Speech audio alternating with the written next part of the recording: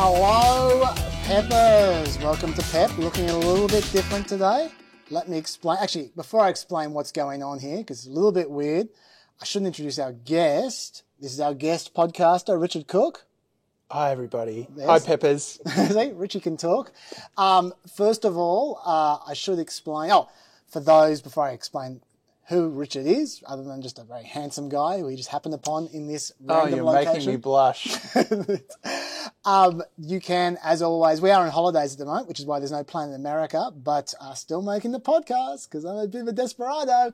You can see it if you're listening to it on Facebook, ABC Planet America, or you can see the HD version. I'd like to see the HD version of this on YouTube as well. Pep with Chaz and Dr. Dave, if you look that up. Okay, now, first of all, Richie, we should explain who you are. Richie, who are you? I am the monthly magazine's US correspondent and contributing editor. You lived in America for a while, reporting? I did, yeah, and came back just in the nick of time and wrote a book about America called Tired of Winning. There you go.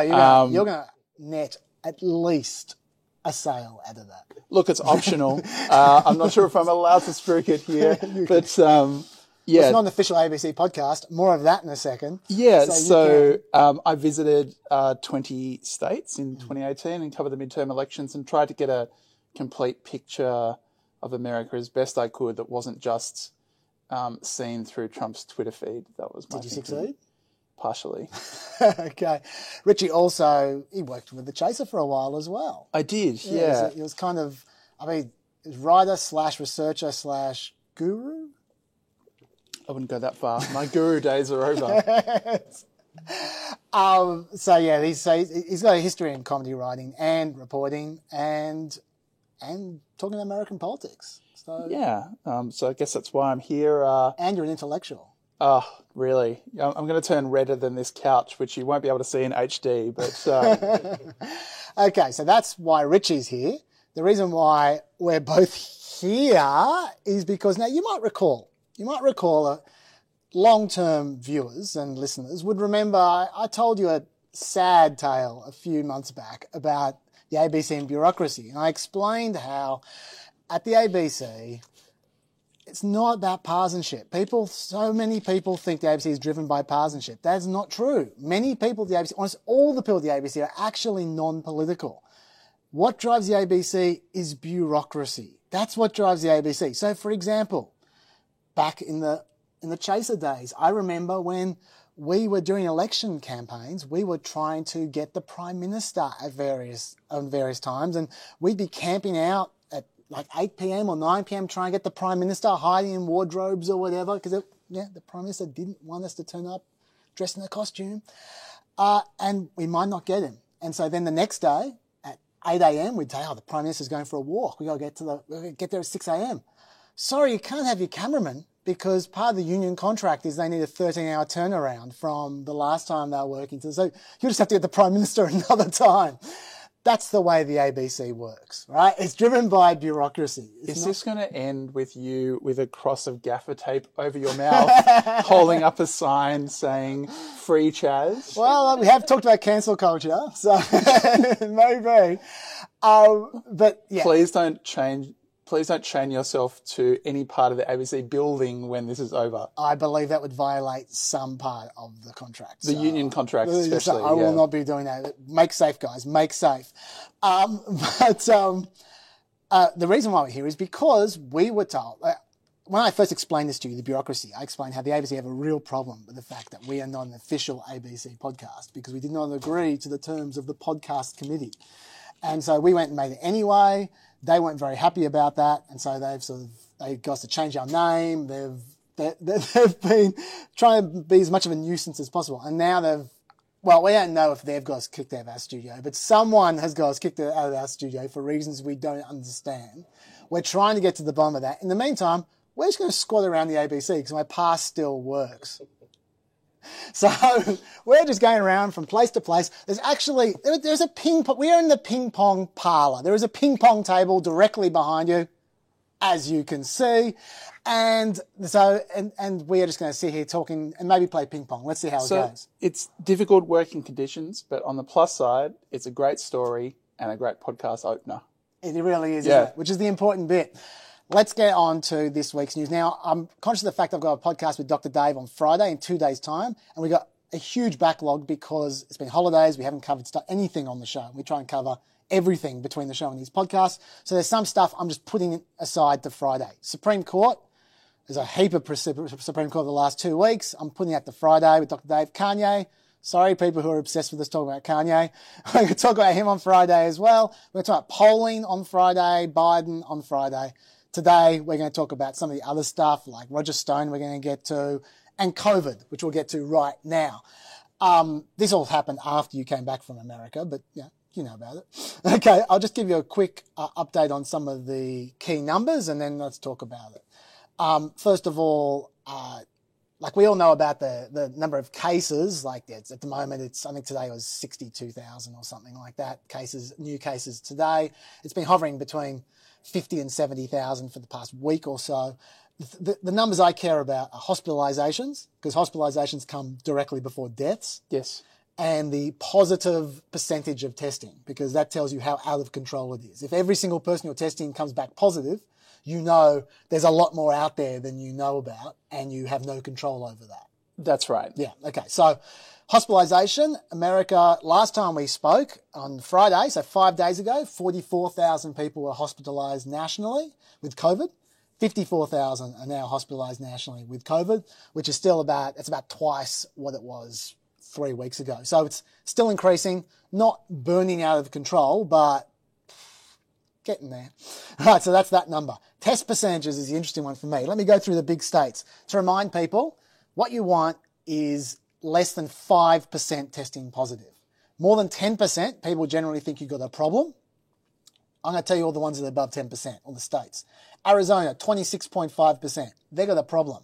Florida, 18.7%. Mississippi, 18.3%. South Carolina, 17.5%. Texas, 16.9%. Alabama, 16.5%. Georgia, 15.8%. Idaho, 15.3%. Nevada, 13.4%.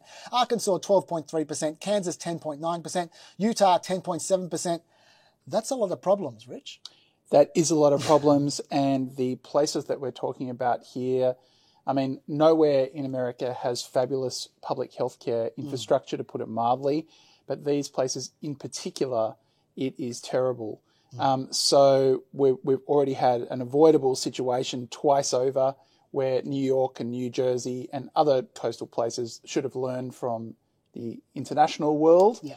And the rest of America should have learned from the coasts before this happened, and neither of those things has happened. And just to pick up on what you just said about these particular locations, many of these locations aren't what they call expanded Medicaid states, which are the states which have chosen to expand the federal funding of free healthcare for the poor from something like half the poverty level to 1.3 times the poverty level. So what that means is there's probably twice as many uninsured poor people in many of these states than there are in the other states. If they're uninsured, that means don't worry about being treated for COVID. They can't afford a test. That's right. Mm-hmm. And what will likely happen is that people will avoid being tested. Yes. There are many stories people are familiar from US healthcare where people will avoid hospitals when they're injured or sick because the costs are so ruinous, and you would anticipate something similar happening here. Yeah, and as I said in the previous podcast,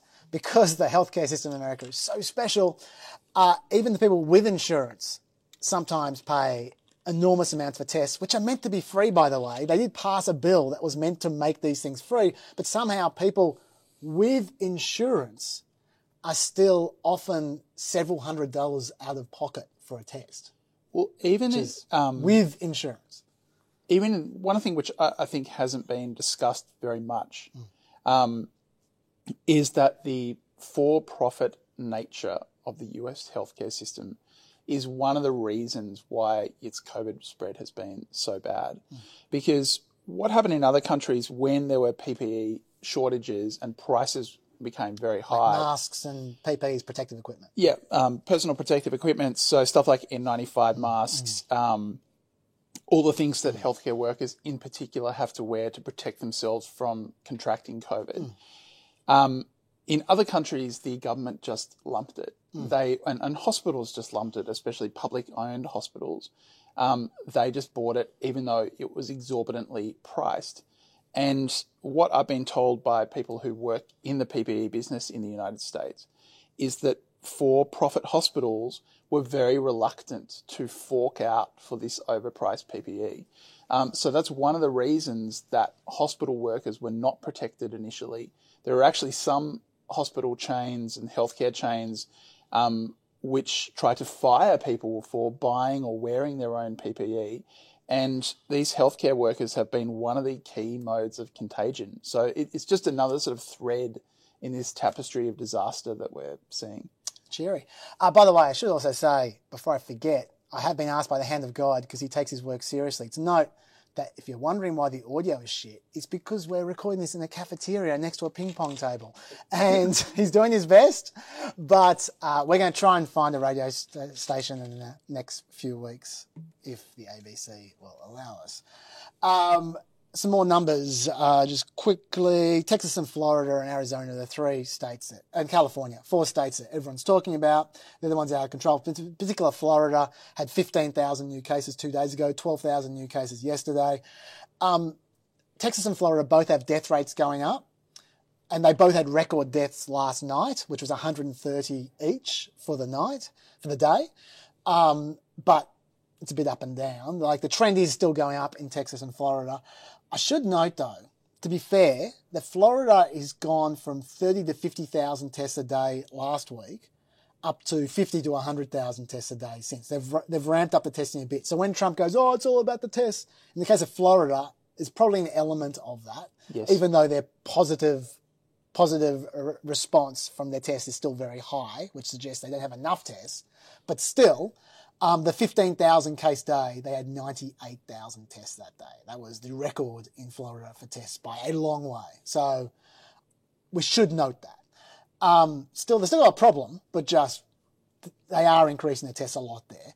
Arizona ICU, because this is another thing, the ICU beds that are available. In Arizona, I've talked to you in the past about how they've gone up to about 10% available, which is kind of emergency when you're using 90% of your available ICU beds. That started to drop again. So it's down to 88% they're using, which is still a problem, but it appears to have peaked out, because that's been now 2 or 3 days they've been edging down. So that's good news.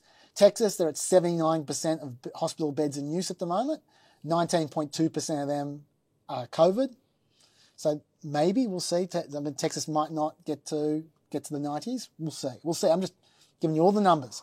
And Florida hospitalizations have basically doubled their 7-day trend up to 350 per day hospitalizations, but they've started to drop again a little bit as well. So that is at least good news. By contrast, California, California obviously acts differently to Florida and Texas. California acts like a blue state rather than like a red state. They've begun to reverse their reopening. 30 counties have now been put on the state's watch list to shut down businesses, events, gyms, houses of worship, indoor protests, not outdoor protests. They love those protests. Offices, hair salons, barbershops, etc. Anyway, so that's what's going on there. But I want to talk about, first of all, to you, because I know that you have a similar view to me on this, about someone who hasn't been talked about much, which is everyone's hero, Andrew Cuomo. And I want to talk about him because he did a very, very interesting thing the other day, which was, just background, 32,000 people have died in New York so far because of COVID, okay? That would make New York 6th in the world if it was a country. It would put it between Italy on 34,000 deaths and France on 30,000 deaths. Spain is on 28,000 deaths. New York beats Spain as far as deaths goes. And that's in raw numbers. The per capita rate is significantly higher, right? That's right, exactly, because New York has significantly less people than Spain does. But they have been doing pretty well recently. Their deaths have gone right down. In fact, on Saturday, they had for the first time during this pandemic, 0 deaths. Good on you, New York. You flattened the curve. You did everything you needed to do. You got down. That's good. That's great news. That's good news. The way Cuomo reacted, though, the governor of New York, was interesting. He put out a poster to commemorate. An interesting poster. It was a poster where they used, I'll link to it in the blurb up there. It's a poster where they use, it's like a map, like a ye olde map, you know, as if like Cuomo is one of the great explorers of the 16th century, if you will. Okay, but the map, that the country wasn't a country as such. It was the graph of deaths that had gone up and gone down. And they had all these, you know, they had stuff all around, like the winds of fear and the sea of division. And they had little slogans, follow the facts and tell the truth and they'll do the right thing. It was an interesting one, I thought. It's unusual for people to commemorate a mountain of deaths in that way. Yes. To make it into a literal mountain, yes, and then make that the centerpiece of a celebratory poster. I do agree with you on this very strongly. Yes. I mean, look, I think before we wade in, or rather hoe in, we have to be a bit empathetic here, which is New York has a special situation. I mean, a lot of America has this kind of resiliency culture that you just press on and you don't ask for help and you're self-reliant and all these kinds of things. And in New York, that's especially strong because of the kind of folk memory of September 11. So the attitude after the crisis in September 11 was you showed your defiance by continuing to show up, you know, by continuing to function, by showing that you weren't afraid. Cuomo calls this New York tough. New York tough. Yes. Now, New York tough might have some sort of morale boosting effect when your enemy is Al-Qaeda. But when your enemy is COVID, it's the worst possible strategy that you could have. So this is clearly a fact that, you know, de Blasio and others came out and said, keep going out, you know, keep showing up.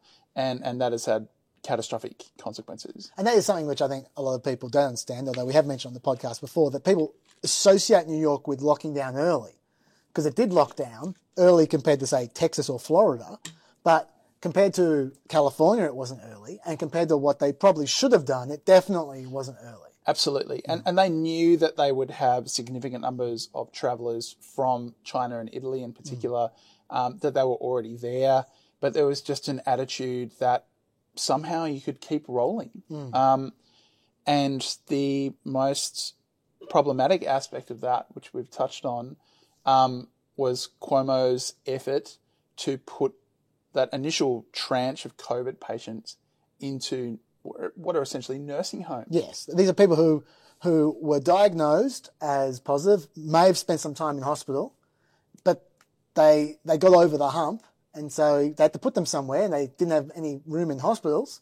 So rather than say put them in a hotel or put them somewhere else, they put them where they'd have care. Where they'd have care is in a nursing home, where there's lots of old people. That policy alone, I mean, you're the expert here, but the best estimate is that policy by itself probably killed something like 6,000 people. 6,300 people, the last count that I saw. Yeah. Yep. So one of the things that makes the hyper-partisan environment in the United States so bad is that there should be some accountability for that. Democrats should be seeking some kind of accountability for that. And instead, the governor of New York State is a kind of counter-Trump figure, and especially kind of counter-Trump media figure who is weirdly, literally hailing himself as a hero for this disgraceful record. To be fair, he does have a great excuse. When asked, by the way, give him credit, by MSNBC, a left-wing cable news network, when asked to explain the nursing home situation, this is what he said. Governor, House Republicans are looking into New York's March 25th order that directed nursing homes to take in infected patients. This thing is not going away, sir. 6,300 people died in New York nursing homes. That is the most in this country. The more time has passed, the more your office has been able to look into this. Do you take responsibility for that order and the role it may have played in those deaths? Yeah, the Republicans definitely are playing politics. They don't want to talk about how they are now handling this COVID virus. Yes, I understand that. And there are facts also, Stephanie. So let's look at the facts, right, rather than the political rhetoric. Yes, we had more people die in nursing homes than anywhere else because we had more people die. because the federal government missed the boat and never told us that this virus was coming from Europe and not from China. And January, February, March, before they did the European travel ban, 3 million people came from Europe and brought the virus to New York. And the federal government didn't know, and the federal government and the CDC and all of them failed to handle this pandemic and warn this nation. So New York had more cases, more deaths, and more deaths in nursing home because that's who the virus affects. It affects senior citizens. We know that. You look at any state, and they had a tremendous number of deaths in nursing homes. Now, I should just counter there that if you look at every state, there are not lots of deaths in nursing homes. There are some. So New Jersey, definitely. Illinois, Michigan, Florida, almost none.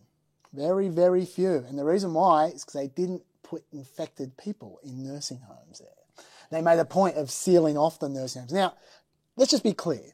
It's not like they just got, hey, COVID patient, here, party with the oldies. They were in separate wards and they were supposedly sealed off, but clearly it didn't work. And he's blaming the federal government for not warning them that people were coming from Europe.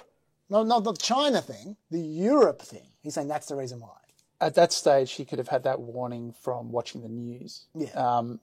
And once people are in the same facility, it is almost impossible to keep hygiene across wards and across wings. It's inevitable that it's going to end up in the whole institution. By the way, 6,300, which was the last count I heard, that's an approximation. You know why? New York stopped counting them after a while. That's something you don't hear so much. Somewhere towards the end of April, they decided they'd had enough of counting all these deaths in nursing homes. And basically, if people died in a nursing home, COVID, maybe not. They didn't get added to the tally. So should just note that. It could have been significantly more for all we know. Do you have anything else to say about Cuomo before we move on? No, but on counting, this is something which has just come out today. Yeah. So the new federal policy is going to be to bypass the CDC and report COVID cases. Potentially, one of the ideas is that the National Guard will assist in the reporting of hospitalizations. Okay. With the idea being essentially that these figures, it looks as though this is a way to make the figures easier to massage the messaging around. And sure, also to make them more accurate, Richie. Well, we'll see. But look, one of the things, and I guess we're never going to know the accurate numbers because in a country as big as America, there are so many different policies and so many different political cases to make over COVID deaths or COVID illnesses. We're never going to have a fully accurate picture of what happened here. Yeah, there's errors on both sides. Like, obviously, there's undercounts because of people, say homeless people who die, and you have no idea whether they died of COVID or not. They, in many states, to this day, they don't test dead bodies. So if someone has not died in the hospital, you have no idea if they died of COVID or not. There's also overcounts because they count as a death almost everywhere. They count as a death someone who dies who tests positive for COVID. Yep. Even if they might have, I mean, people give ridiculous examples like, oh, if you're hit by a truck, you fall off a cliff. But say people with cancer. Yeah, or people, someone with long-standing heart disease or these kinds of exactly. things. Or someone who gets pneumonia, and the pneumonia may have been worse because they had COVID, but they might have died of pneumonia anyway. That's right. You never know. So there is a bit of grey on both sides there, I should say, which is why you always look at the excess deaths. And the excess deaths, I continue to say, are greater than the number of deaths last year plus the COVID deaths this year.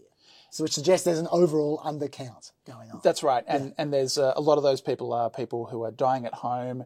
And we're also seeing some categories of excess death, like road trauma, for example, is down significantly. So those excess deaths are still compensating up to a point. Yeah. Okay, now let's move on. As you said, Cuomo's kind of become the anti-Trump for the left. We've talked about Cuomo and COVID. Let's talk about Trump and COVID. This is starting to become a real issue for Trump. If you look at the polling, it's become horrific, Trump's approval when it comes to dealing with COVID. Back in mid-March, according to ABC, he was ahead 55% to 43%. It's been slowly going down since. 2 weeks ago, he was 41% to 58%, 41% approval, 58% disapproval. Then came the spike. He's now at 33% approval, 67% disapproval. Amongst independents, 26% approval for COVID, compared to 73% disapproval, down from 40 to 59 only 2 weeks ago. Amongst Republicans, 78% approval, 22% disapproval. 78% sounds a lot. For Republicans, that's not good.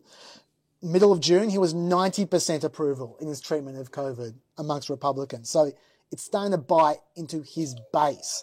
Whites without a college degree, that's as Trumpy as you get.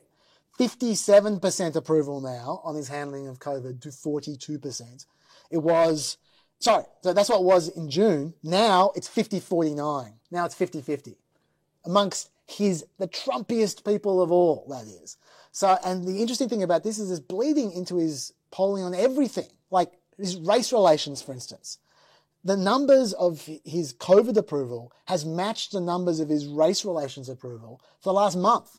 It's almost like there's a certain group of people who just decided Trump is useless. Whatever my problem is, he's useless. You look at race relations, once again, 67% of Americans disapproving his handling of race. The same numbers as COVID. It's been the whole time. So he's got a bit of a problem. And this is becoming more of a problem because of the things that are about to happen. Do you want to jump in before I go into schools? No, okay, please, yeah. This is becoming more of a problem because of schools. Now, we talked about a bit about this last week, but schools are a critical situation because you can't reopen the economy while people are at home looking after their kids.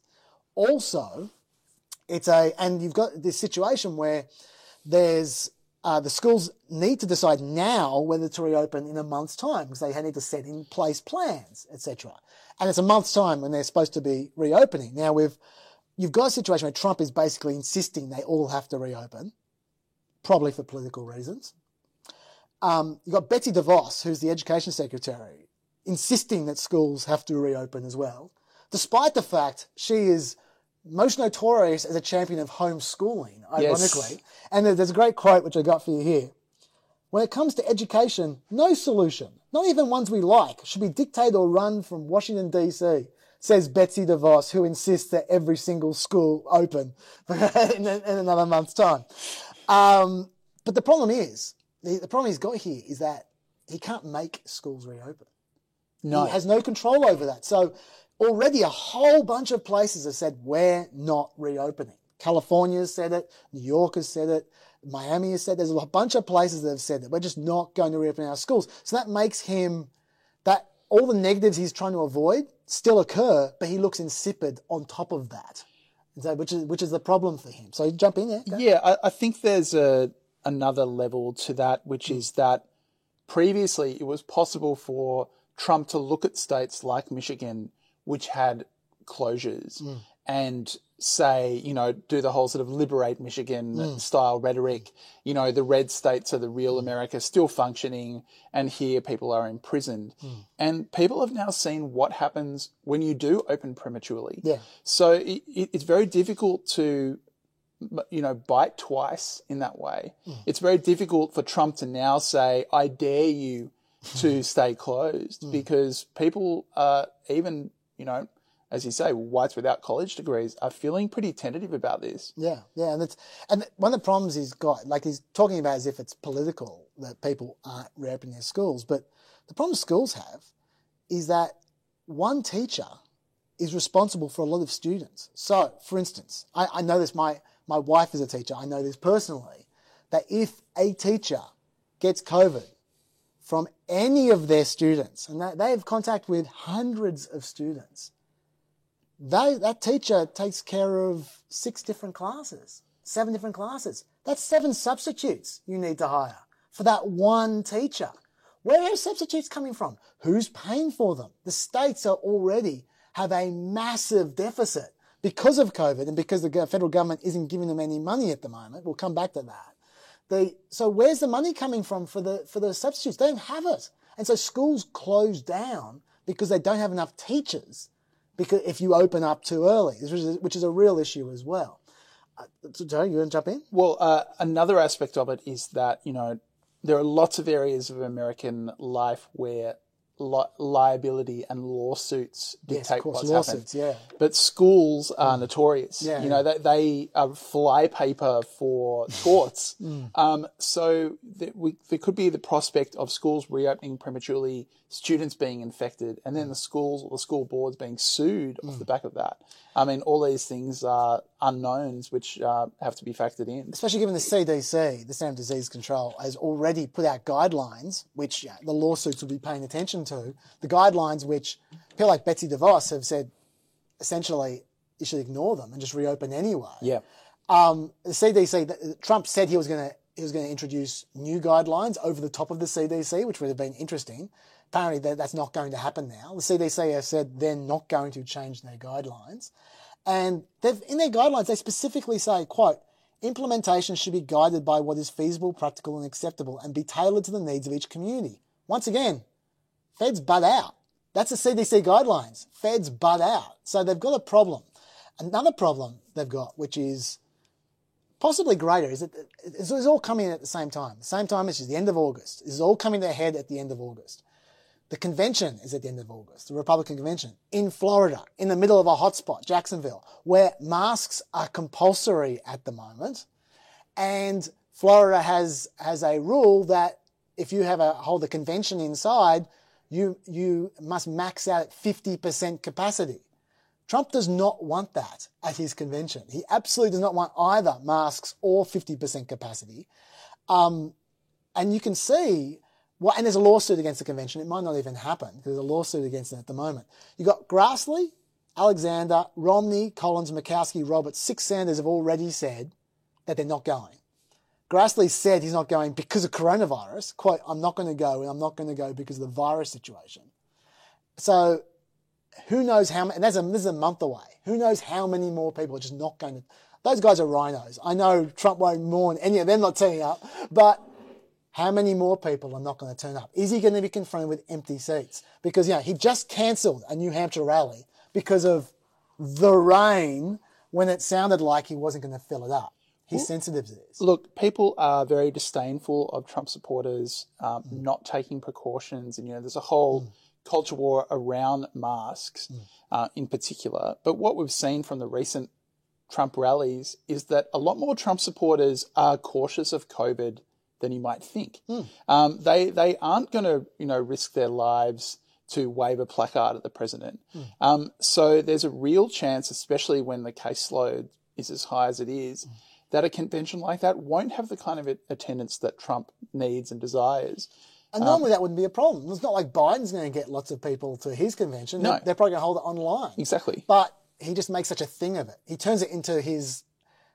he thinks that he is Samson and that is his hair. He makes it out like that. Well, even seeing Trump, being forced to wear a mask at a VA hospital recently, it shouldn't be a big thing, but he made it into a big thing. He was so insistent that it was this symbol of being cucked and humiliated and all the rest of it. And now he's put himself in that position. Yeah, and also there's testing issues at the moment. Keisha Lance Bottoms, who's the Atlanta mayor, just got it herself. But the thing which I noticed, it took her 8 days to get her test results back. The mayor of Atlanta took 8 days to get her test results back. That's useless because how many people have you spread it to in that 8 days? Mick Mulvaney, just before you jump in there, who is as Trumpy as you get, he just wrote an op-ed piece saying, my son was tested recently. We had to wait 5 to 7 days for results. My daughter wanted to get tested before visiting her grandparents, but was told she didn't qualify. That is simply inexcusable at this point in the pandemic. Mick Mulvaney. Yeah. Too, Mick. That is a a coal mine full of dead canaries at the point at which he jumps in. Look, at least the Mayor of Atlanta didn't go to the gym while she was waiting for her test results to come back. It's like Senator Rand Paul. Yes. The other thing is, I am conscious we should move on to another topic, but I did want to look out. I'll leave the economic stuff. The economic stuff is coming to a head as well. I'll leave that for Dave. I'll just roll through it. 15 million people using pandemic unemployment assistance. That's the extra stuff for unemployed people. Runs out in 2 weeks. 19 to 23 million people are in danger of being evicted by the end of September. Their eviction assistance, it's already run out. The pandemic has roughly doubled food insecurity in America just during this period. Government figures, 16.5% of households with children reported that sometimes the children themselves are not eating enough due to a lack of resources. That's 5.5 times the 2018 rate of 3%. Households with children where the children themselves were eating enough, but the adults weren't, 27.5%. According to the Bread for World Institute, African-American households with children, 39% of them say they're food insecure. Latino households, 37%. White households, 22%. They're all about to run out of unemployment assistance in 2 weeks' time. So that's coming to a head as well. There's a lot of issues coming to a head. I mean, if you look at Singapore, this is a country which is reputed to have done pretty well with coronavirus. Their deaths are relatively low. They have, managed to make a semi-restart of the economy. And their economic figures just came out today, and they involved a 42% drop in GDP in a single quarter. So if that's the good version, imagine what the kind of chronic destruction roiling through America is going to look like in economic terms in the mid to long term. Now, we've spent 25 minutes talking about COVID. I've still got Trump v. Fauci to go here. Do you think you want to talk about that, or do you want me to put that to Dave and we'll move on? Yeah, we can move on. Okay, yeah. We'll move on. All right. Okay. Time for Stats Nugget. We can't hear anything, but there's music. In the first 6 months of 2020, Richie, 19 million guns were sold. Firearm sales in June were the highest on record since 1998. 3.9 million firearms sold in June. That's 1.4 million firearms beyond the number that we'd normally expect to be sold in June. Happy 2020. That's COVID and the protests, obviously, combined. Yeah, I mean, it is interesting, like, when you have spent a significant amount of time in America. If I was living in America now and doing the kind of reporting that I had been doing then and was living in one place, the likelihood is that I would purchase a firearm. Yeah. In fact, I know which firearm I would purchase. Which one? Hey, you could plug the firearm. Well, I don't want to go into it in too much detail. Okay. But look, Why? Why? Tell us why. Because the person coming to you to do you harm will be armed. This is, the people have done stuff about the economics of joining gangs. The reason that you join a gang is when so many other people are joining gangs. If you're not in a gang, you're in trouble. All of those statistics about, the fact that it's more likely to be in your home and you're more likely to harm yourself or your partner or whoever. You sort of preclude yourself from that because you think, oh, well, those people were drunk idiots. I'm going to roll the dice because I don't want to have a kitchen fork in my hand when the wrong person comes knocking at the door. Yeah. So it's easy once it builds this kind of critical mass to feel swept along with it. Yeah, fair enough. There was appropriate. We had sirens for that stat nugget, I feel. Let's talk Roger Stone. Yeah. Okay. Well, this is, it's funny, like, when you look, I mean, admittedly, there's a lot going on, and there's probably a global pandemic will make this kind of malfeasance seem mild in comparison. I don't know how you feel about it, but I've been surprised or slightly surprised that the response to this has not been as outraged as I expected. Let me just tell people what we're talking about, yep. then you can jump in there. Okay, so Roger Stone was sentenced to 40 months for lying to Congress and lying to Mueller and intimidating witnesses who Mueller wanted to speak to. He had some very colourful language for them. He was originally going to be sentenced for 7 to 9 years. Well, at least that was a recommendation from the prosecutors. Bill Barr moved in, said, no, there should be 3 to 4 years. And the judge agreed with him. And so she sentenced him to 40 months jail. The White House then commuted the sentence, which means he's not pardoned. He's still a convicted felon, but he doesn't go to jail. Because he was just about to go to jail, just now. Like this week he was about to go to jail. And then Trump moved in. The White House statement on this, I said amongst other things, Roger Stone's a victim of the Russia hoax that the left and its allies in the media perpetuated for years in an attempt to undermine the Trump presidency. Mr. Stone would be put at serious medical risk in prison, COVID. He has appealed his conviction and is seeking a new trial. He maintains his innocence and has stated that he expects to be fully exonerated by the justice system. The statement then went on to say that the reason they commuted it rather than pardoned it was because they wanted to give him the opportunity to clear his name in a court of law, which since then Roger Stone has suggested he might not try to do after all. How about that? But anyway, reactions to the judge, when she handed down a sentence, she had said, contrary to all that, Roger Stone was not prosecuted for standing up for the president. He was prosecuted for covering up for the president. Some reactions. Lindsey Graham said, in my view, it would be justified if President Trump decided to commute Roger Stone's prison sentence. This was the day before. Mr. Stone is in his 70s, and this was a non-violent first-time offence.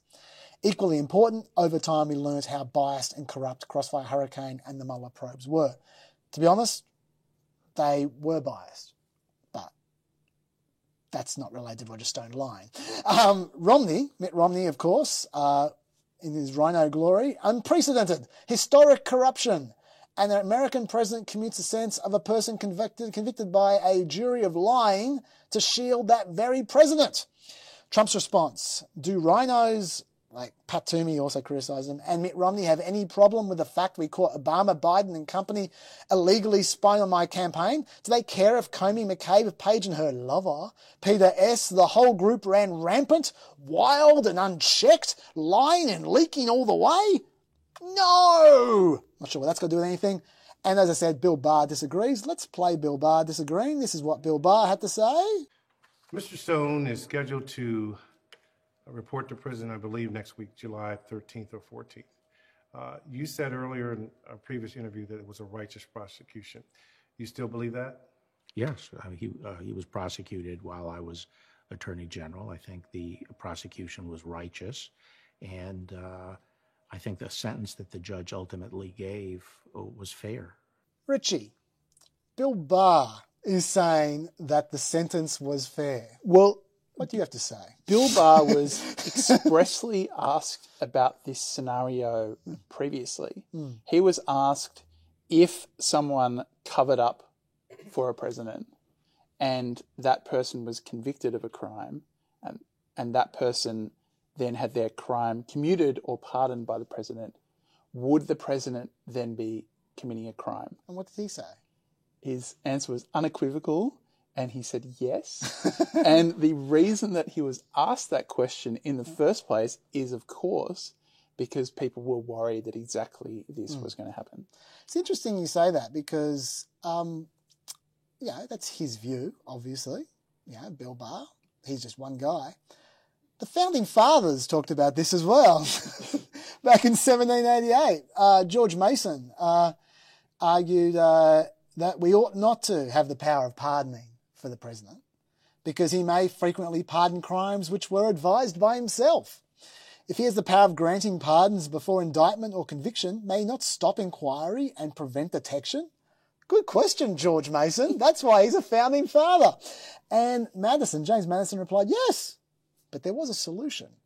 There's one security in this case to which gentlemen may not have averted.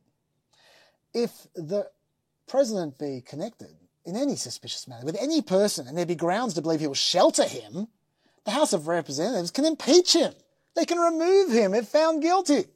So the position of the Founding Fathers was, this ain't going to happen because he'll just get impeached. That's some fine historical voicing, by the way. That was like sort of Hamilton audition grade Founding Father. Fingers crossed. Yeah. Could he not be impeached? So the founding fathers were on Bill Barr's side on that one. What do you reckon? Outrageous. Well, this is exactly what... Should he be impeached for this? I mean, obviously, practically, he can't be impeached because it's in the middle of an election campaign. That would be absurd. But... And this is the banana republicanism scenario that everyone has been fearing. The only thing which has prevented this from occurring previously is convention and impeachment. And both of those things, you pull the lever and nothing happens. So let's hope that this is the end of it, that there have been some pretty shady commutations and pardonings in the past. It's not like people sort of say, oh, this is a breach of the American tradition. It's very much in the American tradition. Sadly. But this is an egregious example which we may not have seen the likes of since the 19th century. It's not pretty. And one of the things which is, I think, especially alarming about it is if you look at Roger Stone's behaviour throughout his trial, he was constantly taking the piss. He was charged with contempt. He intimidated witnesses. He treated it as a circus. And that is because he knew at the end of it, he would be restored after being sawed in half. And that's what happened. Yeah, he was so blatant about it. Like a couple of days before the commutation, he explicitly said, quote, talking about Trump, he knows I was under enormous pressure to turn on him. It would have eased my situation considerably, but I didn't. So he's explicitly saying, I had the goods to make Trump's life difficult, but I didn't tell him. He's explicitly saying, I covered up for him, so of course I should be. Yeah, I mean, that is another impeachable quid pro quo, isn't it? But nothing's going to happen. By the way, when you're talking about the precedents, it is interesting that even Richard Nixon didn't pardon the Watergate papers. That's right. And one of the things he was impeached for, and then ultimately he resigned over, was the fact that he was making noises that he might pardon them. Not that he actually did it, but that he was intimating that he might consider it. Yeah, that was an impeachable offence. Even that, committing that kind of mind crime was enough for him to be impeached. The examples people give when they talk about history is they instantly talk about Bill Clinton because they like to go to the other side of the coin. Bill Clinton did pardon his own brother of cocaine distribution. And Susan McDougal, who was a key witness in Whitewater, which was an inquiry into the Clintons. And so people go, oh, it's kind of stony. There is one difference between those two and this. Both those people served their sentences. Bill Clinton wiped the slate clean after they had served their sentences. Yes. So that is an essential difference. Not immediately before they went to jail. Yes, exactly. Yeah. And mind you, there was all kinds of dodgy pardons with Bill Clinton. Mark Rich, who was everyone cites as one of the worst pardons ever. It was like basically just a huge donor of the Clintons and was a blatant criminal, and he got away with it because he was just such a big donor. But the worst one for me, if we're talking precedents, and this hurts me because I do like George H.W. Bush, but is George H.W. Bush did something very similar, in fact, possibly worse, with Iran-Contra, where on his way out, he pardoned Weinberger, Abrams, and other people who were on the cusp of testifying potentially against Bush. So he pardoned them, not like Stone, after the impeachment was over, but before the potential impeachment. He did it in reverse. Yeah, he short-circuited the potential case against himself by pardoning the witnesses who would have been against him. So that was, in my view, is actually the worst one of all when you're talking about the rich tradition. At least that has a kind of elegance that Trump can't reach, you know? It's more seemly. Sure. I mean, obviously, as you said, I mean, the thing for me is that it's the double standards. Like, I acknowledge what you're saying about the rich tradition, but yeah, this is the same weekend that Michael Cohen went back to jail for not agreeing to not write a book. That's why he went back to jail. He wouldn't agree to that. Yeah, and Vindman retired this week because he wasn't going to get a promotion in retaliation for testifying against Trump. Well, I mean, one of the big differences between now and the past is that there are several people who have clearly had a direct understanding that Trump has committed impeachable offences. John Bolton is one of them. Yeah, that's true. And instead of, 1970s style writing a letter or resigning in a manner where they make their, opposition to that clear, they instead hang on and wait for a book contract, and that is very corrosive, I think. Yeah. And we should also say, by the way, the day after this commutation came, when Trump decided that Stone didn't deserve to go to jail, he did tweet out that people who vandalise statues should go to jail for 10 years. One day after. Just throw that out there. We're trying double standards. Yeah, they can, President Biden can pardon them in the future. Some interesting, I'm not sure if this comes as a stat nugget. I like to hear the sirens. Stat nugget! Trump's history of pardoning is interesting. 20 out of the 36 of Trump's pardons have advanced Trump's political agenda. 10 out of the 36 were influenced by personal connections of Trump. 6 out of 36 were pushed by cable TV. 6 out of 36 were due to admiration from a celebrity. Overall, you add those 4 factors, 31 out of 36 pardons were for one of those 4 reasons. Yeah, that is that TV that TV aspect is very interesting. This is a kind of, I guess, umbrella point that I've been thinking about. I was thinking about on the way here, that I was trying to think, why has COVID been Trump's kryptonite? Why has COVID been the thing? I mean, it's credit to him in a way that it's taken something that massive to shift his approval ratings. But I think a big aspect of it is that you can't media message a pandemic like this. You can try, but the thing which really starts to undermine you is the time. It doesn't fit into a news cycle properly.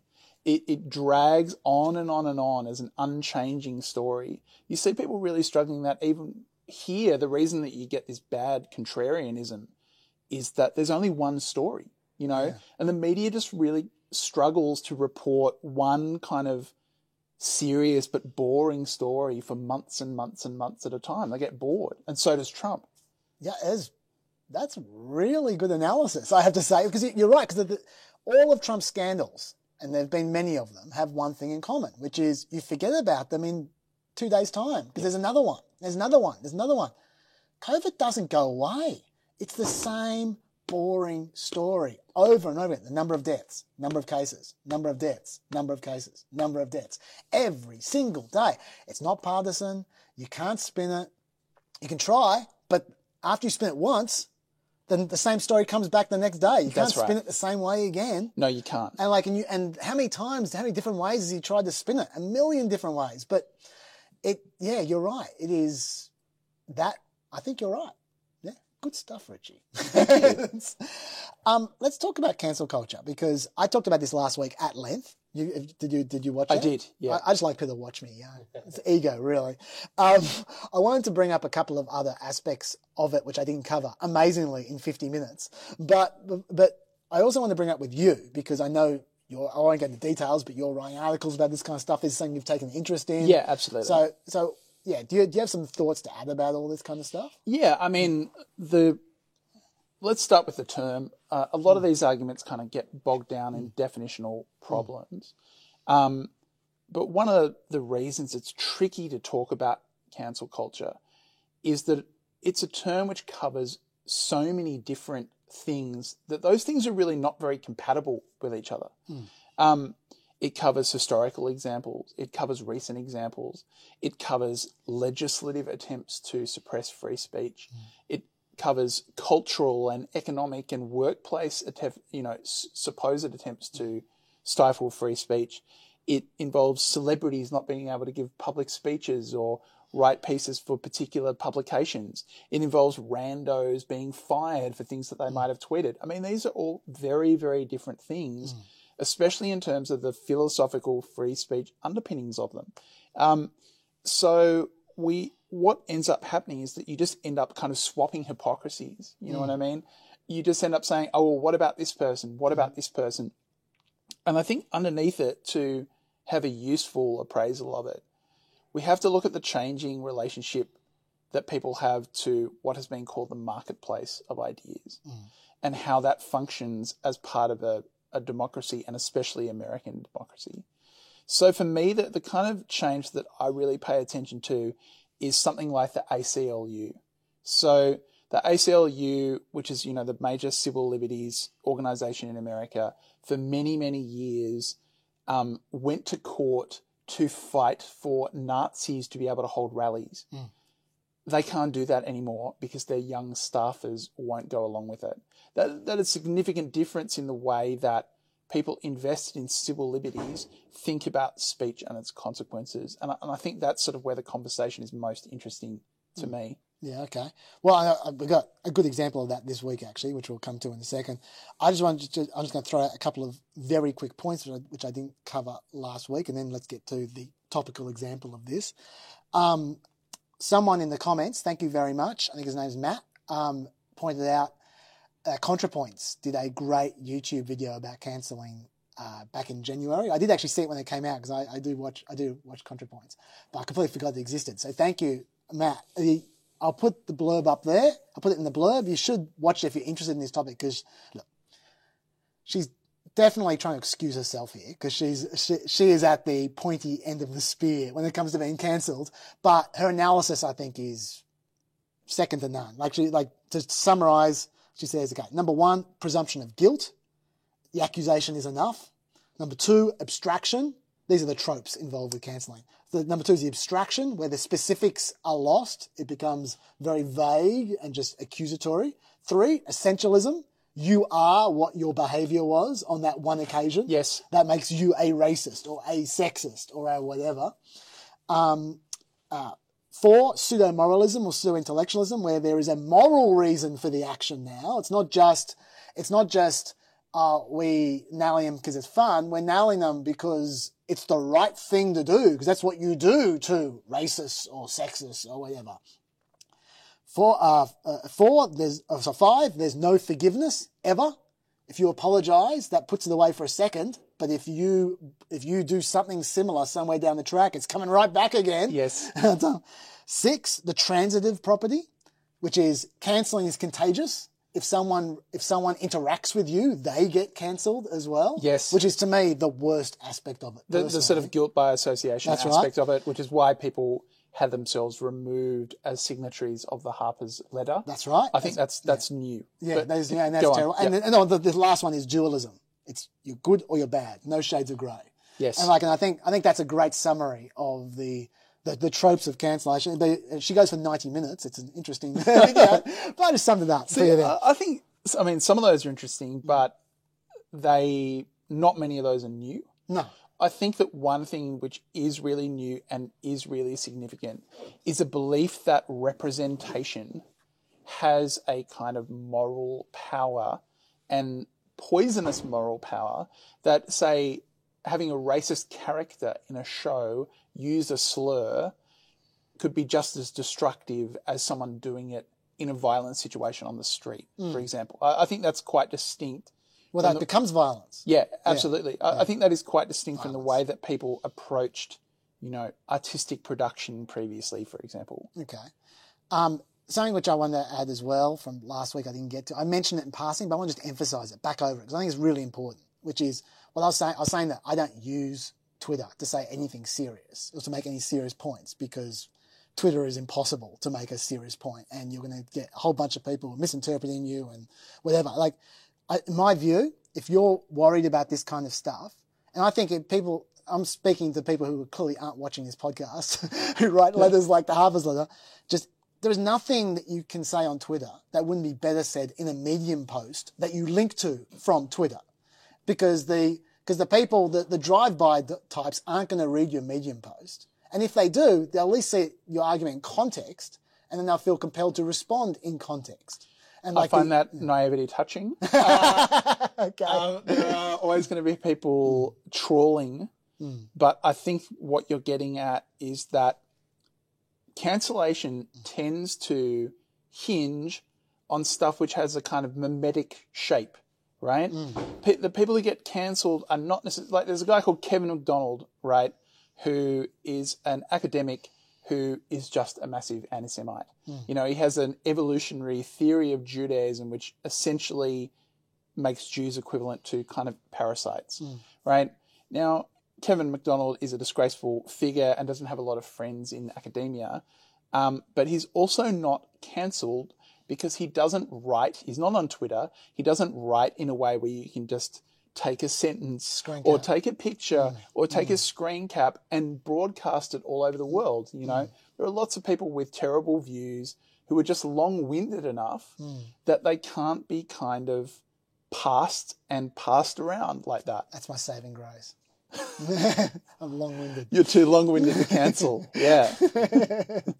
That's a great call. I got another call that was made by someone who will be a guest podcaster coming up, but I'm not going to attribute to them unless they want to take credit for it. Is another factor of cancel culture is the fact that newsrooms are increasingly filled with people who have to write several articles a day. Yep. This is the easiest article in the world to write. Absolutely. So and so said X. Here's the quote. Person A, person B, person C on Twitter said exactly, and you can even embed the tweets. You know, there is a sort of power up aspect to that where you can generate your own story by, you know, you then write the follow up piece. There's an inversion of that where people write provocative columns and then write a follow up column about how people were mean to them because they wrote a provocative column as well. Okay, talking about which, actually, the person who embodies that is our topical person, who is Bari Weiss, who today resigned from the New York Times. She did, with another... You know her. I do know her a bit. Yeah. I'm not going to do a Hamilton voice where I'm like, oh, Barry, I know Barry. I do know her a little bit. She is famously charming in person. I'm not going to launch a defense of Bari Weiss here, by the way. But she is someone who, you know, for all intents and purposes, is quite liberal. Except on Israel, where she's quite hawkish. So she has been, you know, a provocative presence at the New York Times. She was hired as part of this kind of soul-searching effort to get back in touch with the country that elected Donald Trump. But why her? She's... Well, yeah. I mean, You say she's liberal? Well, I mean, by American standards, she is pretty liberal. And, you know, she's not a Trump supporter. None of these people are really Trump supporters. So, yeah, I mean, I think that's a good question. I think it's that someone further right would have been unpalatable, right? And she was on the border of unpalatable, and probably the conversation has shifted to where she is past the border of unpalatable, especially for the Times' own employees. So we can laugh and point, and probably will do a bit of that and say, well, she chose to resign. You know, she wasn't fired. She wasn't fired. She chose to resign.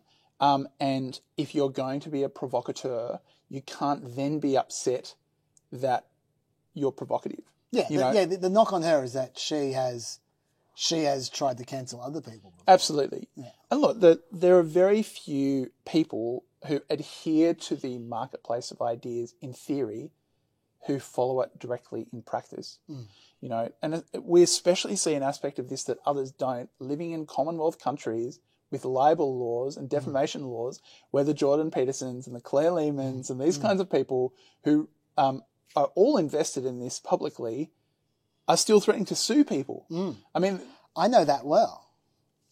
Yeah, look, we know this. We know this very well. Anyone, and it's weird to see this whole.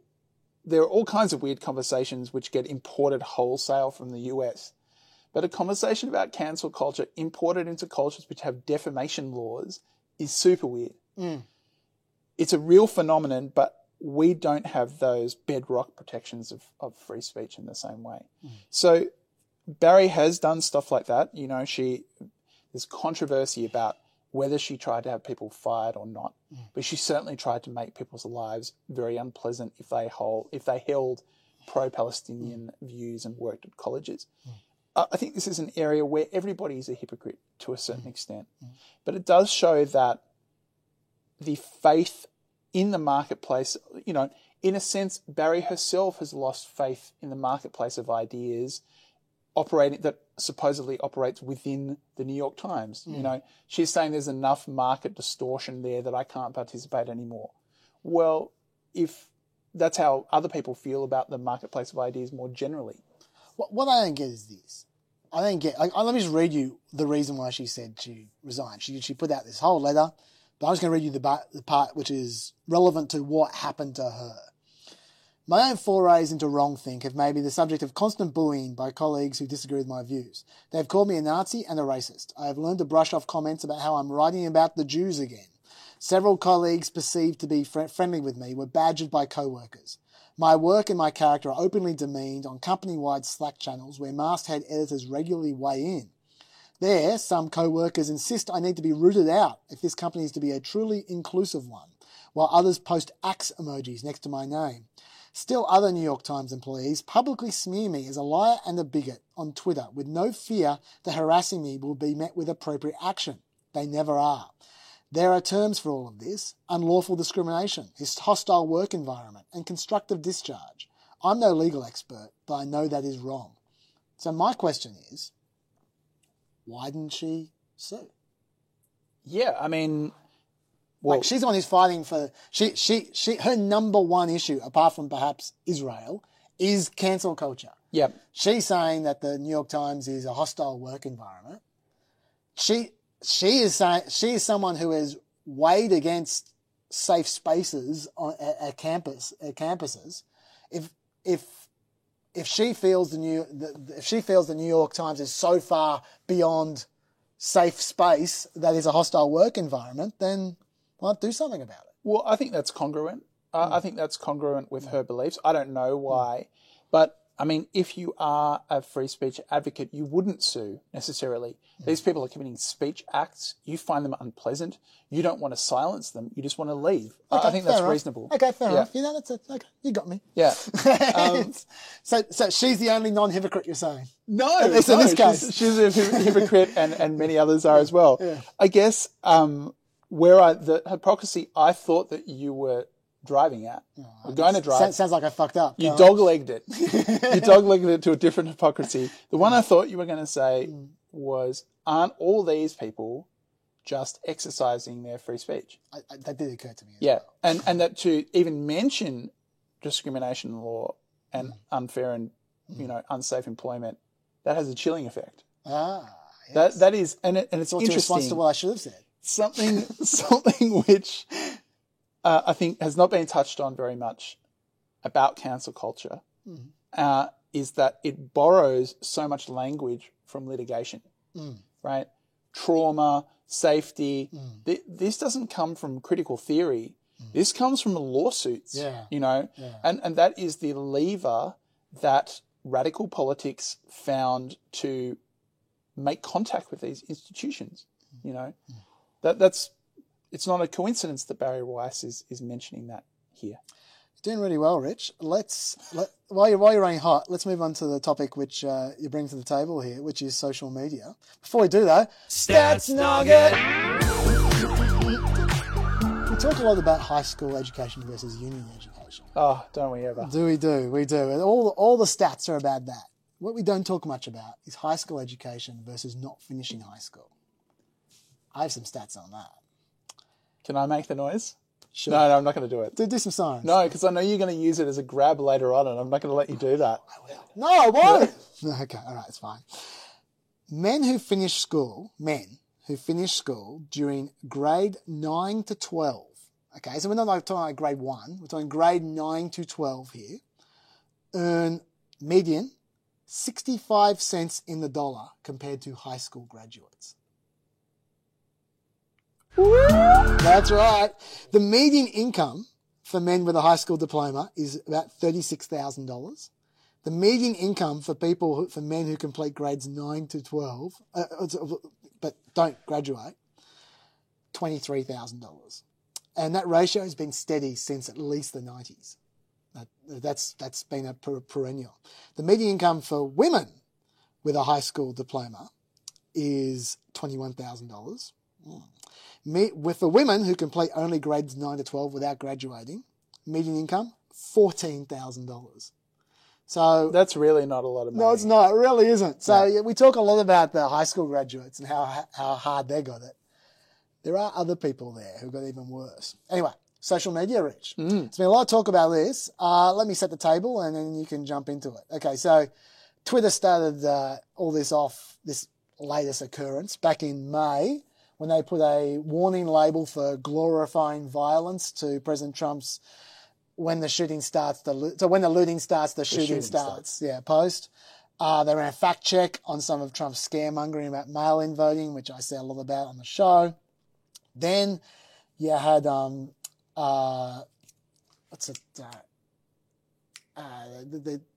Snap, the social media outlet, where they let you put up a post for a short period of time and then disappears. Snapchat. Yeah, Snap, it is, yeah. Yeah. I just got confused with Snapstream for some reason. Don't worry about that. Snap said it would no longer promote Trump's verified Snap account. They said that they would not amplify voices that incite racial violence and injustice by giving free promotion. And that was after Trump said that protesters would be, quote, greeted with the most vicious dogs and ominous weapons I have ever seen. That's a great quote. He's really obsessed with dogs. He loves dogs. He actually hates dogs. Yeah, which is why he is talking about vicious dogs. Yeah, it's fair to say he probably wasn't seeking peace and love with that particular. But anyway, Pascal said radical Snapchat CEO Evan Spiegel would rather promote extreme left riot videos and encourage their users to destroy America than share the positive words of unity, justice, and law and order from our president. Greeted with the most vicious dogs and ominous weapons I've ever seen. Okay, all right. Anyway, they don't have to promote you. That's fine. Ironically, by the way, Snap has 229 million daily users compared to Twitter's 166 million daily users. So that's probably that probably had more impact. Anyway, then Twitter a couple of weeks ago censored another Trump tweet. They said this is what they said about the tweet. This tweet violates the Twitter rules about abusive behavior. However, Twitter has determined it may be in the public's interest for the tweet to remain accessible, so they put that on top of the tweet, then you have to click through. This was the tweet. There will never be an autonomous zone in Washington, D.C. as long as I'm your president. If they try, they'll be met with serious force. Yeah. Brackets, vicious dogs and ominous weapons. Yeah. I gotta say, that's a pretty lame tweet to say is a violation of the rules. I mean, I think that is a bit of a double standard. Did you hear about the guy who did the experiment where he started an account and just copied and pasted Trump's tweets and tweeted them out? And then see how long he... And the account was banned. How long did it take to ban? Not very long. Okay. Well, yeah, I think it was a few days. So that is a great way of proving that there isn't a double standard. Or in fact, the double standard helps Trump. Yes. Yeah. But Ted Cruz, I mean, well, I personally think that tweet, I don't think there's too much wrong with that tweet. But Ted Cruz, he Ted Cruz this up. Beyond satire, Twitter is literally censoring the President of the United States for saying that violent anarchists will not be allowed to take over our nation's capital and that law enforcement will act to protect public safety. In big tech's Orwellian world, that's abusive, he said. And then... Was he commentating a professional wrestling match when he used that voice? Whenever I talk about Tom Cotton... It's abusive. Whenever I talk about Tom Cotton or Josh Hawley or Ted Cruz, that's the voice. That's the voice that you use. That's my voice. It's the Thunderdome voice. Right. Yes, I hope you like it. I do. All right, and then it all went boom. Twitch, which is the world's largest video game streaming platform, suspends Trump's channel. They said he's hateful conduct because of his tough hombre anecdote, the tough hombre breaking into a woman's house and no law enforcement coming to help. The Reddit banned the Donald channel, which was sewerage, so I don't blame them. And, they say it consistently broke its rules around harassment and hate speech. That's true. Did it ever? That is true.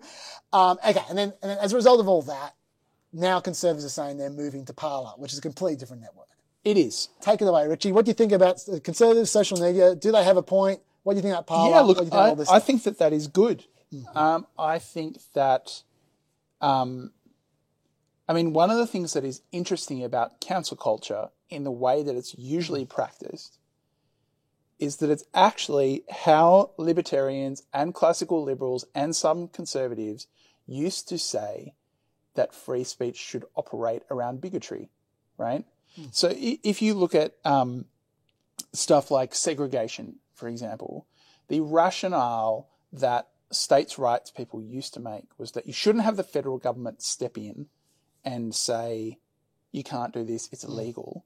Instead, the way that it should work is that you should get a bad reputation for doing that, is that people shouldn't buy your services or stay at your hotel, that it should be the subject of disdain, not a legal matter.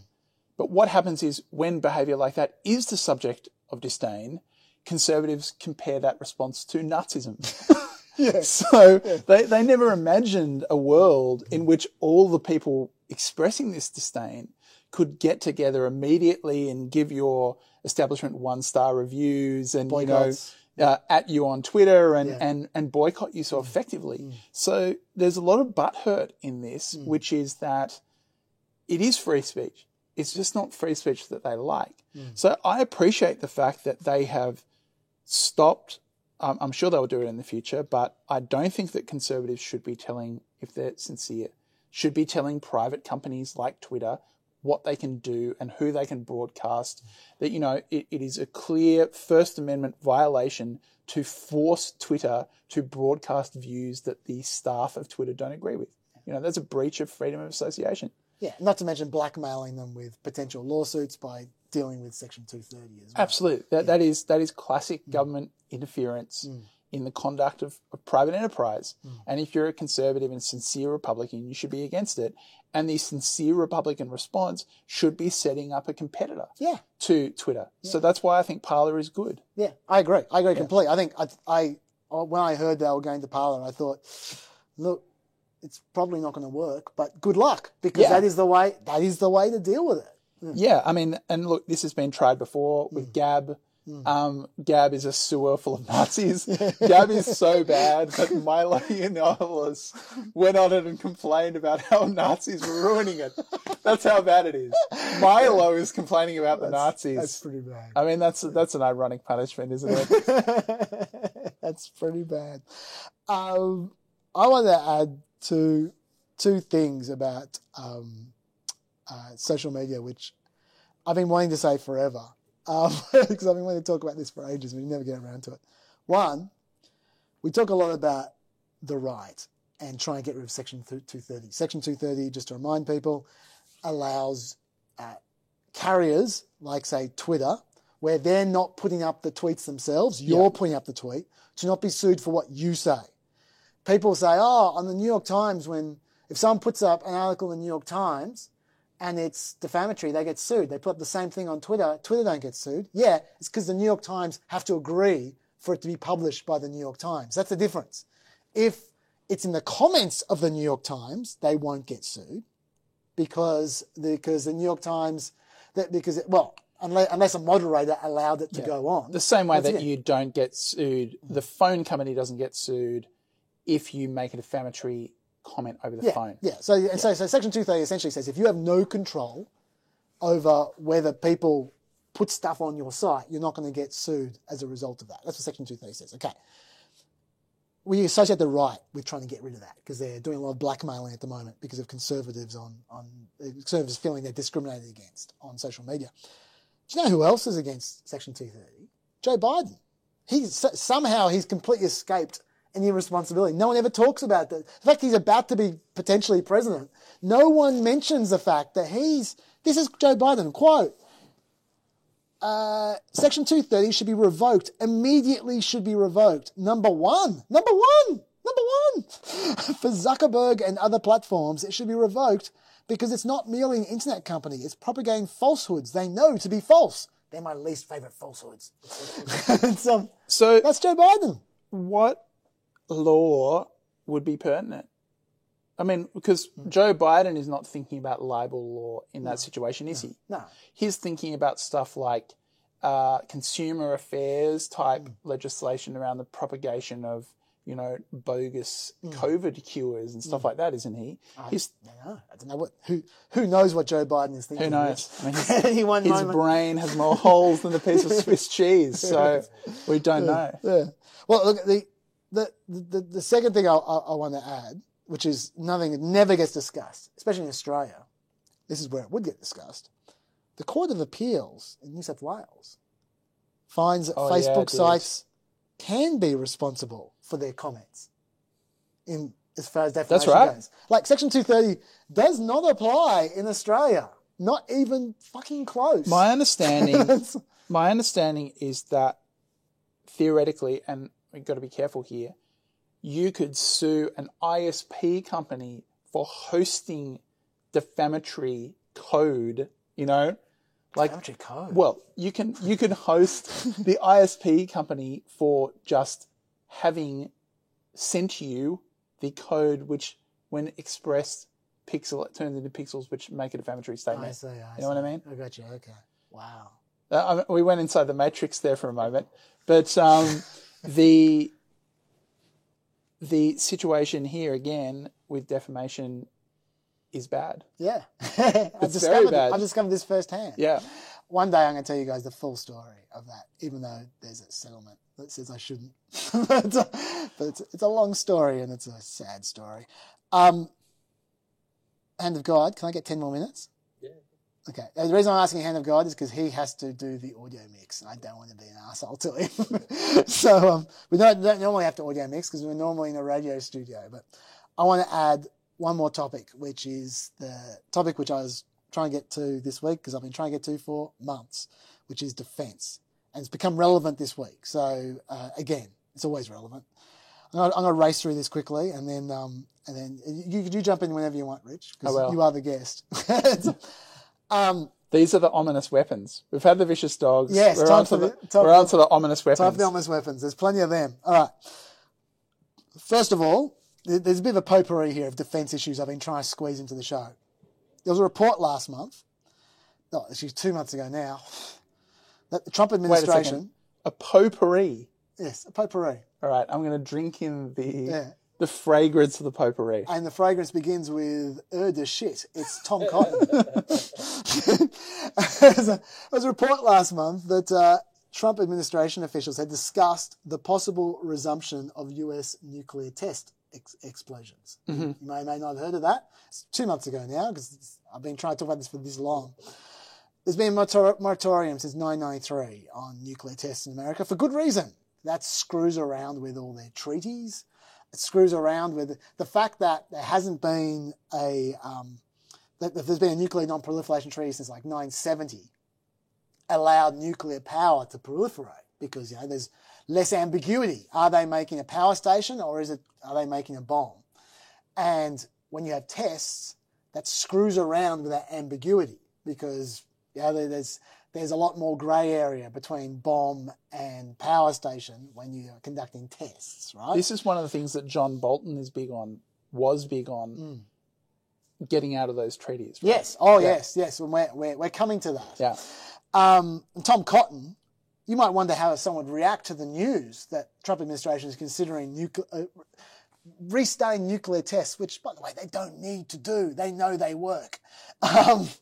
Tom Cotton's response was to sponsor an amendment in the Senate Armed Services Committee to reduce the amount of time it would take to carry out a nuclear test.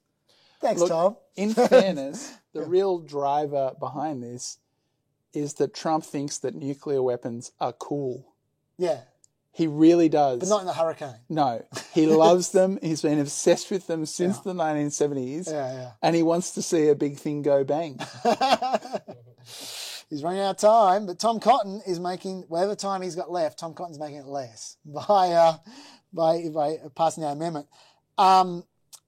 Another part of the potpourri, I want to move on to foreign arms sales briefly, which is, here we go, breathe that in. Trump recently announced he would allow sales to Saudi Arabia for 7,500 precision-guided missiles, and it would allow Saudi Arabia to manufacture high-tech bomb parts. Pentagon had already approved a sale of 4,500 mine-resistant ambush-protected vehicles to the UAE. These are all going to Yemen, obviously. Both Saudi Arabia and UAE are going to use their weapons in Yemen. We know this because this already happened. Weapons sold to both those countries were illegally transferred to Al-Qaeda-linked fighters in Yemen. Raytheon bombs have been tied to at least 12 Saudi attacks on civilians in Yemen, including bombings of weddings, funerals, schools and hospitals. That's what happens to these weapons. In 2019, the way they get this through is the president invoked emergency an emergency provision of the Arms Export Control Act, so he could just sell as many weapons as he liked, because usually you go through Congress for that kind of stuff. And he sold 22 batches of arms sales to a dozen countries using an emergency provision of the Arms Export Control Act. Okay, so what did Congress do, given he basically just took their power from them? Yes. Unconstitutionally, and to blow up Yemen and other countries? They passed a resolution to block the most egregious of those sales, which he vetoed. Fair enough. Who were the sponsors of the bill? Was Rand Paul one of them? I'm not sure if Rand Paul was one of them. I'm pretty sure Ro Khanna was. I don't remember the Senate sponsor. Rand Paul's probably one of them. He's pretty big on this. Yes. Yeah, this is a Rand Paul issue. I have a love-hate relationship with Rand Paul. So does his neighbour, apparently. That's hate. Yeah. The House passed an amendment by Tom Malinowski to ban the sale of air-to-ground munitions to Saudi Arabia and UAE for 1 year. The White House had that stripped from the final bill. The Republican Senate Foreign Relations Committee passed a bipartisan bill to limit the sale of weapons to Saudi Arabia.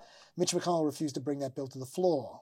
So this is what happens. People try to get around it. Mitch McConnell gets in the way. Trump vetoes it. Basically, they need 2/3 of the Senate to override a veto, which they're never going to get. Or they could just pass a basic law that would require congressional approval for sales rather than requiring a veto from Congress to override the president. So the default is that it's vetoed. Exactly. Yeah. Exactly. Thank you for putting that way. It's much better. No worries. By the way, you know who else tried to pass a law like that? Joe Biden, back in 1986. That's interesting. I didn't know that. Well, I did know that because I wrote it down. But before then, I didn't know that. Was that to try and cease arms sales to Iran? Or it's Iran-Contra associated. Right. Okay. Yeah. Okay. But it never passed. Anyway. So this is basically what they've got a standoff where Congress keeps on trying to stop these weapon sales, which is not supposed to happen, and Trump keeps vetoing, or Mitch McConnell stops it getting through. Then, about 3 weeks ago, an interesting piece in the New York Times. I'm going to just read a quote for you.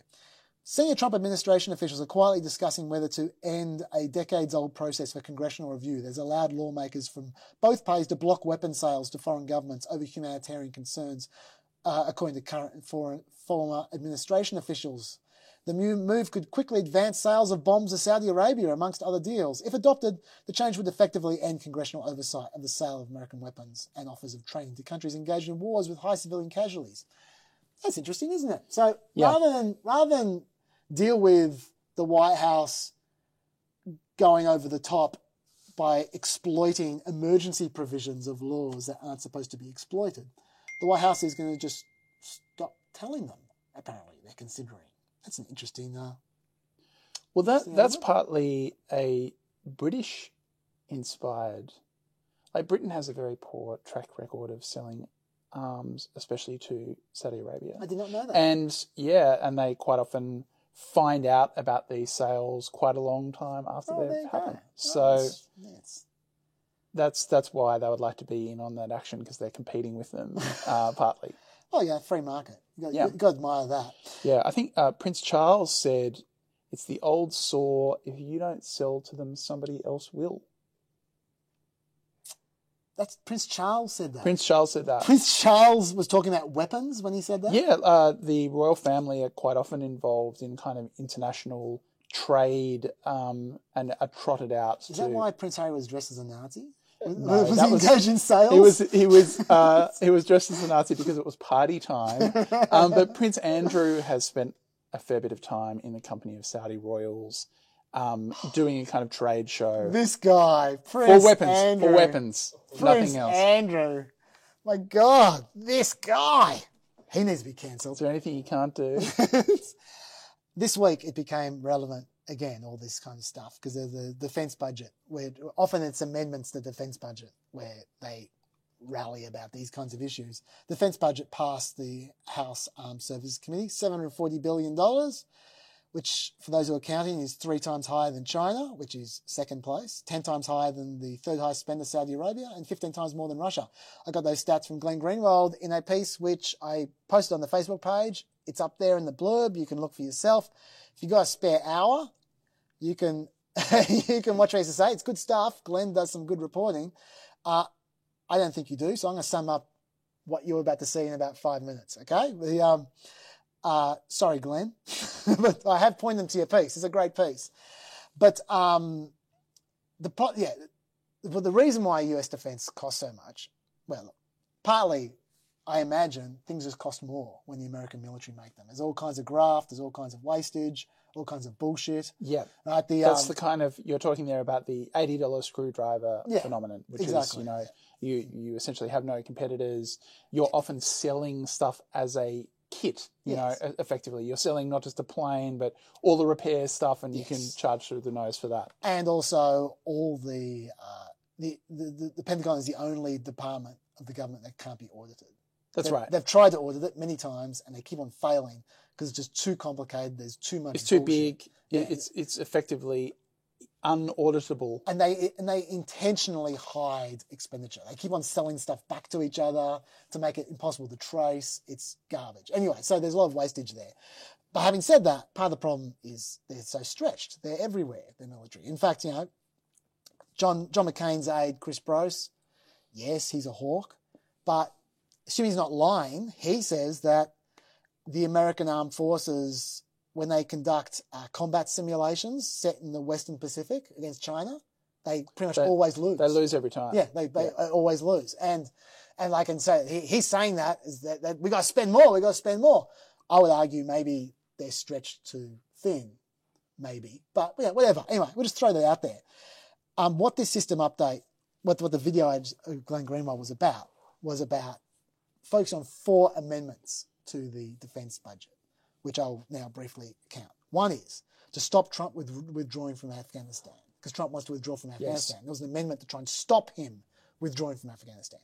2, to stop Trump reducing the troop levels from Germany, because he wanted to reduce the troop levels from about 35,000 down to about 25,000 in Germany. There are 35,000 troops in Germany. Do you know that? Yes. And, they want to stop him doing that, reducing it. Another one, to require the Trump administration to provide a national security rationale before withdrawing from one of those nuclear treaties that you referred to before. And one, to impose limits on the ability of America to arm Saudi Arabia to bomb Yemen. Again, they keep on doing this. 4 amendments, okay? You'll be surprised to hear the 2 pro-war amendments got up. The 2 anti-war amendments did not get up. Let's go into them. The first one is the Afghanistan War Amendment. That's from Jason Crow, who's a Democrat, who was one of the impeachment managers, and Liz Cheney, great friends. And the Crow Amendment would block funding if America draws down below 8,000 troops in Afghanistan and also below 4,000 troops, quote, unless the administration certifies that doing so would not compromise the US counter-terrorism mission in Afghanistan, not increase risk for US personnel there, be done in consultation with allies, and is in the best interest of the United States.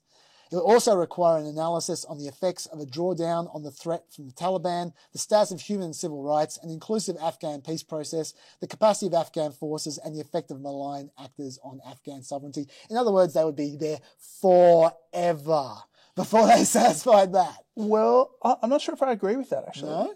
I think that the impulse behind that is partly because of arms sales, but it's also to try and prevent a situation like what just happened to the Kurds, where they were hung out to dry after having effectively won the fight against ISIS, and their reward was being shoved in front of Turkey's bulldozer. In some cases, literally. Tell me a world where the Taliban exists and you can guarantee the status of human and civil rights in Afghanistan. Look, it doesn't, that's not to say that yes. Such a world can't exist. They're not really pro-women, the Taliban. Can it exist for the legislative purposes required to ignore that? I think that's possible. Okay, all right. Okay, no, that's good. This is why you're here. This is why you're here. Push back. Okay, that's fair enough.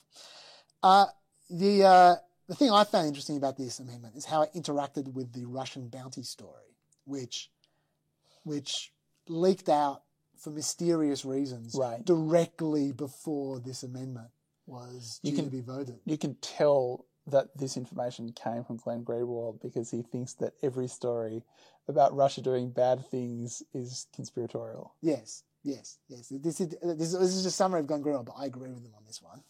I will quote a Thornbury Cheney statement. Actually, no, let's play what Seth Moulton said, because he explicitly tied the Russian bounty story to Afghanistan withdrawal. Here we go. Of what a weak deal he got with the Taliban, a deal that's already falling apart. But now we learn that he was making this deal at the same time as there were bounties on the heads of American troops, American sons and daughters. We clearly need more oversight over what the president is doing in Afghanistan. Okay, so he's explicitly linked the Russian bounty story to why there needs to be more oversight of the president's conduct in Afghanistan. So I'd say that, I know what you're saying about Glenn Greenwald, but I'd say he's got a point on this one. And that amendment passed 45-11. Say what you want to say. This is also being driven by concerns about Trump's foreign policy conduct, which go beyond his dovishness, what seems to be his authentic dovishness, that he's not very good at managing these situations. That's fair. That people like Xi and the North Korean leader and Putin and others are able to manipulate him with ease. So I think that there is a natural concern that when someone like Trump is, if you think of the level of investment, that not just financial investment, but political and emotional investment that many of these members of Congress have had in defeating the Taliban, and they are on the verge of being invited over for Camp David talks, it's not surprising that they would be upset about that. So I guess the test, according to your logic there, the test is going to be what happens if Biden becomes president. Do the amendments continue, or do they change? I think that they will continue, and that Glenn Greenwald is right here, that this is, Eisenhower was warning about this 70 years ago, that the impulse of the state of the United States of America is towards war. And the military-industrial complex develops its own momentum, which is able to circumvent these kind of blocks put in front of it. Yeah, I should say, I disagree with Glenn. I'm skipping ahead a bit here, but I disagree with Glenn about the conspiratorial nature of it. Like, I don't imagine, the four big. He thinks it's all about donations, right? And I don't imagine the four big arms companies in a room with the politicians going, "And we're going to give you $10,000 if you keep on." I don't think that's the case. I think that part's absolutely right. No, I'm not saying that they don't enjoy the donations. I'm saying that's not the only reason for these amendments. Oh, definitely not. I think that people convince themselves that they're risk averse. They convince themselves that there's not going to be a disaster on my watch, and it's a lot easier to send other people's families into war. And it's just counters on a board to these guys. It's not their money. It's not their troops. Not their families. It's really easy to just cover your ass and make sure nothing goes wrong. I understand. That's what I think is going on as much as anything, risk averseness of politicians, but has the same effect, which is America in wars everywhere that fuck things up for all kinds of people. That's right. Yeah. Anyway, there's the Germany amendment I described, which is from Ruben Gallagher and Liz Cheney again. That bans the administration from lowering troop levels below current levels until 180 days after Pentagon leaders present a plan to Congress and certify it will not harm US or allied interests. Yeah, that one, I could see that actually happening. But still, the difference between 25,000 and 35,000 troops in Germany, I really can't see that being a massive issue myself. But anyway, that passed 49-7 as well. This is the one that really gets my goat. This is the anti-war one. This is the INF Treaty amendment proposed by Tulsi Gabbard, who I'm not the world's biggest fan of, but listen to her explain this amendment. Recently, rather than commit to negotiations that would address the issues with the treaty and further improve it, President Trump made the decision to walk away from it. This committee has asked for a report from the administration to tell us why he made this decision. what need was addressed by choosing to take this action and undoing this historic treaty. This request was made over a year ago. The report has still not been delivered to Congress. You would think this would be something that wouldn't be very hard for the administration to accomplish. This amendment, very simply, gives the administration some additional time to deliver the report and delays leaving the INF until it is delivered to Congress. It's really hard to see why you can't provide a report to say why they should withdraw from this nuclear treaty, well, the last nuclear treaty between Russia and America. That didn't get up. Well, bipartisan did not get up. Yeah, I mean, I imagine that the withdrawal was motivated by John Bolton's allergy to treaties. Yeah, no, I'm sure. But that his allergy to treaty comes from a theory of constitutional power, that the American president shouldn't be beholden to treaties in particular. Sure, but these are Congress people who are agreeing to it. That's what I'm saying. This is an amendment passed by the House Armed Services Committee saying, yes, he shouldn't have to do that. Look, it's not unusual for these people to repudiate scrutiny. Democrats. Yeah. Well, the Democrats are in states with arms manufacturers as well. And while the cartoon of Boeing or whoever, offering money in exchange for stuff, these are some of the only guaranteed jobs, well-paying jobs, manufacturing jobs that are going to be on offer for the foreseeable future. So I imagine there's an additional layer of anxiety on top of what is already a tentative topic. Honestly, like I know this is a big area for me, but I just wow. I just can't get over this one. I'm way over time. Poor old hand of God. So I'll just skip past the Yemen treaty. Goes without saying, the same thing that's always happened, which is so the Yemen Amendment, which is that trying to tie the hands of the administration to not be dropping bombs in Yemen, and they voted against it, including Democrats. Of all people, Matt Gaetz sounded reasonable. What does it take to make Matt Gaetz sound reasonable? He pointed out the obvious hypocrisy there when they say you shouldn't tie the hands of the administration in Yemen, and with this INF treaty as well. And many of my Republican colleagues will debate against that War Powers amendment, and they'll argue that it unfairly restricts the administration's, or it unfairly ties their hands. But here, many Republicans are going to support Mr. Crow's amendment that in fact ties the administration's hands when it comes to leaving Afghanistan. Matt Gaetz found the hypocrisy. You can't say on one hand, we mustn't tie the hands of the administration where they want to bomb the hell out of weddings and funerals in Yemen, but we do want to tie their hands in Afghanistan. Line go up. Anyway, I've been wanting to talk about this for a long time. So do you have anything to add about this or any other topic before we finish up? I don't think so. No, I think we've finished the video game and defeated the big boss. In the parlance of this podcast, got him! Gotcha! Military industrial complex. Owned. Pawned. Nothing else in general you want to add? I don't think so. Okay. Richard Cook, thank you. Anything on a plug? I never do this, just for once. Oh, no, that's all right. Look, people can look up my books online or my pieces online. My name has an E on the end of it. If you've made it this far, maybe go that one step further. Yeah, if you want to see Richie own people on social media, at RG Cook on Twitter, Richie doesn't mess around. Thank you very much, Peppers. I'll see you in 2 days' time.